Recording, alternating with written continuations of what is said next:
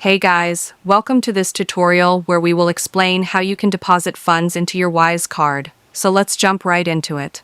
First, open the Wise app and log into your account. Then go to the Balances section on the home screen and choose the currency balance you want to load, say USD, Euro, or GBP.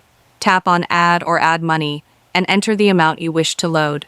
Next, pick the payment method. You can use a bank transfer, debit card, credit card, or services like Apple Pay depending on your region. Bank transfers or debit cards usually have the lowest fees around 0. 5% 2%, while cards are slightly higher at 2 to 3%. Tap Continue and follow the prompts to complete your payment.